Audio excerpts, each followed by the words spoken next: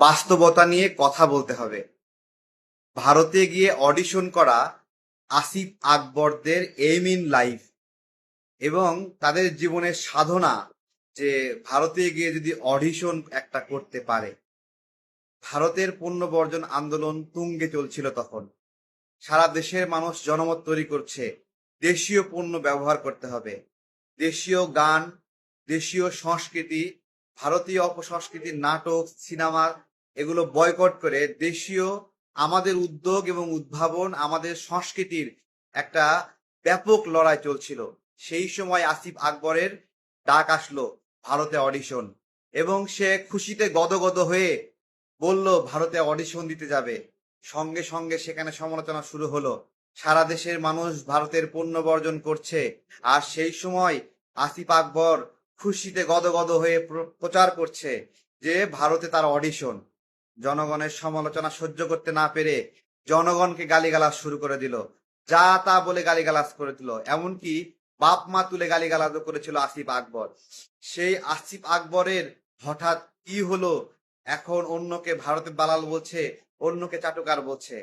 আমি আসি, আসিফ আকবরের মাথা কেন ঘুরছে, কেন ভন ভন করছে। বিসিবিতে একটা দায়িত্ব নিয়েছিল লবিং এর মাধ্যমে। বিসিবির সাথে তার কখনোই কোনো সম্পর্ক ছিল না। লবিং করে দায়িত্ব নিয়ে একজন শিল্পী মানুষ বিসিবির দায়িত্ব নিয়েছে। সেই দায়িত্ব থেকে সরে যাওয়াতে, হাতছাড়া হয়ে যাওয়াতে মাথা নষ্ট হয়ে গেছে। যা ইচ্ছা তাই বলতেছে, যাকে খুশি তাই বলছে। বাস্তবতা, আসিফ আকবরদের একটা আচরণ আমি দৃষ্টি আকর্ষণ করছি। মুস্তাফিজ যে ভারতে আইপিএল খেলতে গিয়েছিল, ঠিক একইভাবে আসিফ আকবর যে এরকম ভারতে অডিশনের জন্য পাগল হয়েছিল, তার এইম ইন লাইফ ভারতে গিয়ে খেলা, তেমনি মুস্তাফিজও ভারতে আইপিএল খেলতেছিল। সেই আইপিএল থেকে ভারত বাদ দিয়েছে।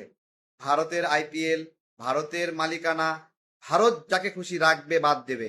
সেটাকে কেন্দ্র করে আসিফ আকবরের মধ্যে শয়তানি বুদ্ধি আসলো যে আইসিসি বয়কট করতে হবে।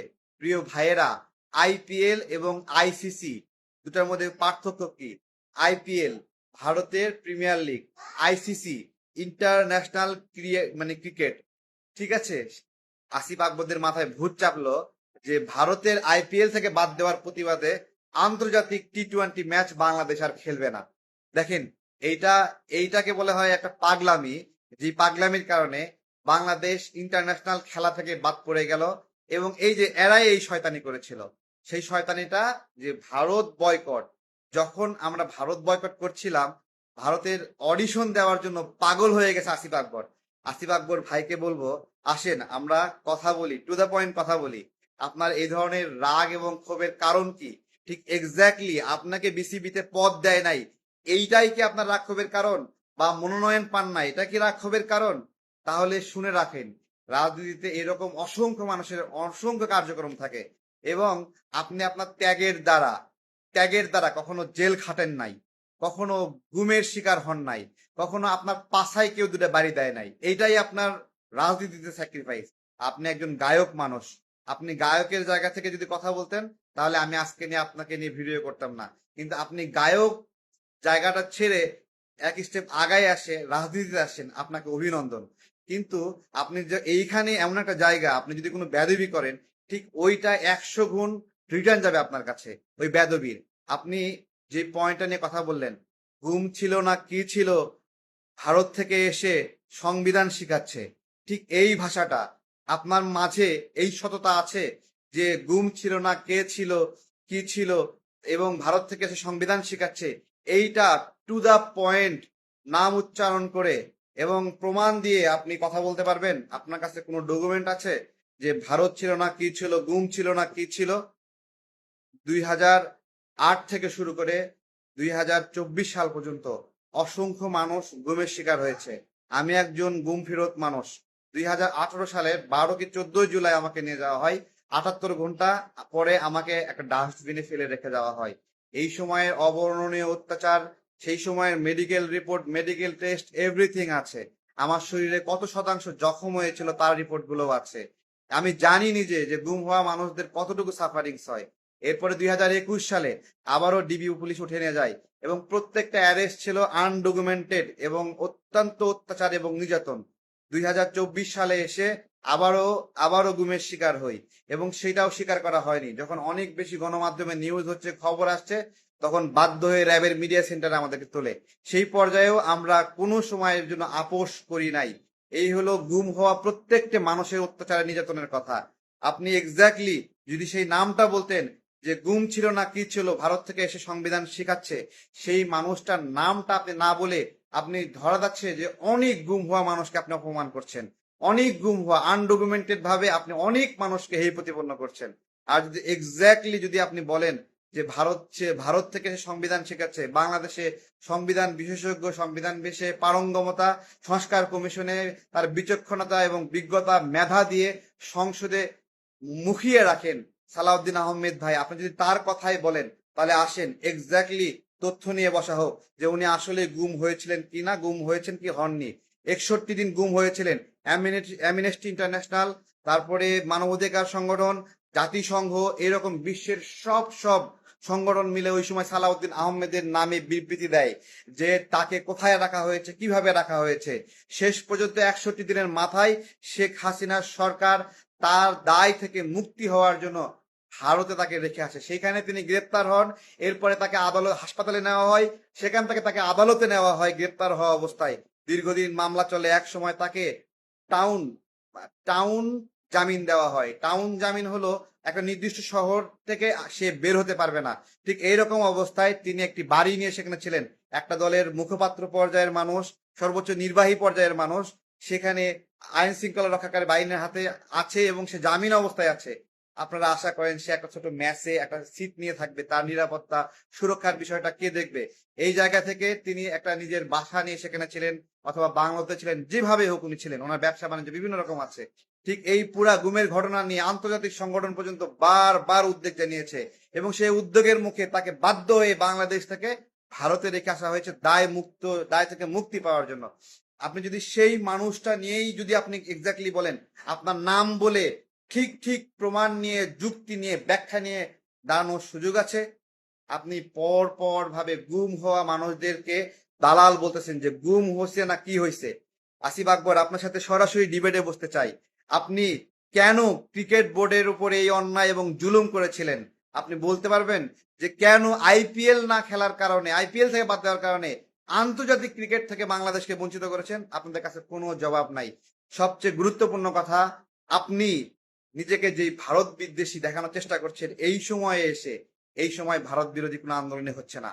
ভারত বিরোধী আন্দোলনের সর্বশেষ আউটপুট ছিল শেখ হাসিনা বাংলাদেশ থেকে চলে যাওয়া, এবং বাংলাদেশের মানুষ এই চলে যাওয়ার যে আন্দোলন, এই জুলাই গণ অভ্যুত্থান, তার আগে একটা বড় স্তর ছিল। সেই স্তরটা ছিল ভারতের আগ্রাসন বিরোধী লড়াই, ভারতের পণ্য বর্জন, ভারতের সাংস্কৃতিক বর্জন, কালচারাল বর্জন, এবং ভারতকে অর্থনৈতিকভাবে বর্জন করা। সেই সময় প্রথম আলো, ডেইলি স্টার, আন্তর্জাতিক গণমাধ্যম সব জায়গায় নিউজ হচ্ছিল যে ভারতের পণ্য বর্জন আন্দোলন বাংলাদেশে চলছে, এবং এর ফলে প্যারাশুট, কোলগেট সহ বিভিন্ন ভারতীয় ব্র্যান্ড তারা কি পরিমাণ সেলস লুজ করেছিল তার ইনফরমেশন আসছে। সেই সময় ভারতে যাওয়ার জন্য পাগল হয়েছিলেন, জাস্ট পাগল হয়েছিলেন যে ভারতের পা ধরে আপনি সালাম করা একটা মানুষ। এইটাই বাস্তবতা। আপনি টু দা পয়েন্টে কথা বলেন, মাইক একটা হাতে পেয়েই ভর করে বলে যাচ্ছেন, অমুককে দালাল বলছেন, অমুক চাটুকার বলতেছেন, একে চাটুকার বলতেছেন।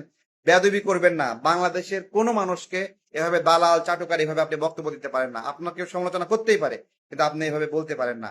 আপনি এইখানে জায়গায় টু দা পয়েন্ট ভুল ধরেন। কার কি অন্যায় আছে টু দা পয়েন্ট ভুল ধরেন। আন্দাজে গল্প মাইরা বাংলাদেশের আন্তর্জাতিক ক্রিকেট থেকে বাংলাদেশকে বের করে আপনি আসে বড় বড় গল্প করবেন, সেটা তো হতে পারে না। আপনার তো এটা কোনো বিচক্ষণতা না। ক্রিকেটের থেকে বঞ্চিত মানে বাদ পইরা, ক্রিকেটের মানুষ তো না আপনি। ক্রিকেট থেকে বাদ পইরা মাথা টার গরম হয়ে গেছে, যেখানে যাচ্ছেন সেই রকম আবার আপনি বেয়াদবি করছেন। আপনার এই বেয়াদবিগুলোর সরাসরি বসে উত্তর দিতে চাই। আপনার টু দ্য পয়েন্ট আপনার সাথে কথা বলতে চাই। ঠিক আছে, আপনি বিএনপি করেন না কি করেন মেয়ে দেখার সময় নাই। ঠিক আছে, আপনি যেহেতু মানে গানের জায়গা থেকে রাজনীতিতে যাচ্ছেন, তো রাজনীতির ব্যক্তিদের আপনি মুখোমুখি বসেন। ঠিক আছে, আপনি গানের মঞ্চে রাজনীতির বক্তব্য দিয়ে টুইস্ট মানে চলে যাবেন আর আপনাকে সবাই ছেড়ে দেবে, এই ধরনের বেয়াদবি করেন না। বাংলাদেশের গুম হওয়া সকল মানুষ, এই যে আরমান সাহেব গুম থেকে আসছে, আপনি তাকে নিয়ে ব্যঙ্গ করবেন? আমি কখনো করিনি। তারপরে আজমি সাহেব গুম থেকে আসছে, তার একটা গামছা নিয়ে অনেক ট্রোল হয়েছে, সে একটা গামছা দেখাইছে। আমি জানি গুম হওয়া মানুষের ট্রমাটিক সিচুয়েশন কিরকম থাকে, কতদিন অসুস্থ থাকে। সেই জায়গা থেকে একটা গামছা দেখা যাচ্ছে, সেটা নিয়ে সবাই ট্রোল করছে যে এটাই কি গুমের গামছা, এটাই কি 8 বছর ধরে এই গামছা নাকি পুকুর পুকুর পানি, চোখের পানি উনি মুছছে। ঠিক আছে, আমি ট্রোল করি না, আমি মনে করি উনি যেটা বলছে ওনার এটা একটা সিম্বলিক মানে একটা উপস্থাপন, যে উনি কত কান্না করেছে, কত অত্যাচার হয়েছে ওনার উপরে। ঠিক আছে, সেই জায়গা থেকে যেই বেয়াদবিগুলো করছেন এই বেয়াদবিগুলো যায় না। হ্যাঁ, আপনি আপনি যদি আপনার হলো দলীয় ভাবে মূল্যায়ন হতে চান, আপনি যে দল করেন সেই দলে আপনার সেই দলের মানুষকে আপনার সমীহ করতে হবে। তাছাড়া দূর থেকে গালিগালাজ করে এই ধরনের শুধু হতাশ হবেন, হতাশ, ফ্রাস্ট্রেশন গ্রো করবে, ফ্রাস্ট্রেশন। এর চেয়ে গান বাজনা করেন, এটা আপনার কাজ। তারপরে আপনার হোটেল, যেটা একটু আগে একটা ভিডিওতে বলছিলাম, আপনার একটা হোটেল আছে, বাংলা হোটেল। আওয়ামী লীগের সময় পুরা দস্তুর ভাবে আপনি ব্যবসা করছেন, কেউ আপনাকে বাধা দেয়নি, কেউ আপনার হোটেল দখল করতে যায়নি, কেউ আপনার হোটেলে গিয়ে আওয়ামী লীগের লোকরা বলেনি যে এই হোটেল বন্ধ করো, টাকা দাও না, এগুলো কেউ বলেনি।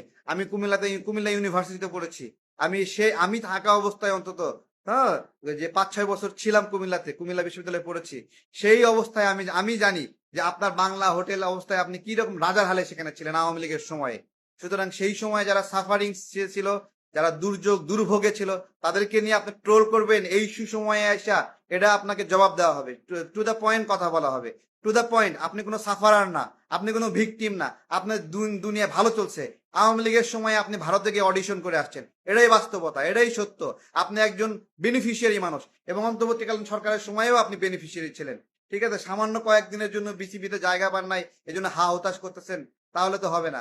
সালাউদ্দিন আহমেদ ভাই 2018 সালে জুলাই মাসে আমরা আন্দোলন করতেছি, সেই সময় আওয়াজ আসলো যে সালাউদ্দিন ভাই নামে একজন আমাদের সাথে যোগাযোগ করবে। জালাল আহমেদ ভাই, ঢাকা বিশ্ববিদ্যালয়ের শিক্ষার্থী, আপনি এখানে লাইভে থাকবেন। আমাদের এই 18 সালের আন্দোলনকে সংগঠিত করার জন্য কত জায়গা থেকে কতভাবে পরামর্শ দিয়েছে, এটা আপনি জানেন। আপনি আহমেদ কবির, মোল্লা বিনিয়ামিন সহ আমরা কিভাবে সালাউদ্দিন আহমেদ ভাইয়ের সাথে বুদ্ধি পরামর্শ করে আমাদের সংকটগুলো মোকাবেলা করার জন্য আমরা কাজ করেছি, এটা আমরা জানি। সেই টু দা পয়েন্ট প্রত্যেকটা কথা বলবো না। জুলাই গণ অভ্যুত্থানের মধ্যে কিভাবে সবাইকে গ্রেপ্তার করা হচ্ছিল, তখন দূর থেকে আমাদের এই আন্দোলনকে সমন্বয় করেছেন মাননীয় প্রধানমন্ত্রী তারেক রহমানের সঙ্গে থেকে থেকে। ঠিক আছে, কিভাবে তাদের দলের লোকবলকে উনারা মোবিলাইজ করেছেন, এটা ওনারা ভালো জানে, আমরা যারা আন্দোলন ছিলাম আমরা জানি। আপনি হুট করে আইসা, হ্যাঁ, দুটা ভারতকে গালি দিয়া পাশাপাশি অন্য একটা আন্দোলন সংগ্রামের গুম হওয়া মানুষকে দুটা গালি দিবেন, এইটা কোনো রাজনীতি বলে না, এটা হলো স্রেফ একটা বেয়াদবি। আপনি গান ছেড়ে রাজনীতির ময়দানে আসছেন, আপনি যেভাবে বেয়াদবি করবেন ঠিক আপনাকে সেই বেয়াদবির ভাষায় আপনাকে উত্তর দেওয়া হবে, এটাই আপনার প্রাপ্য।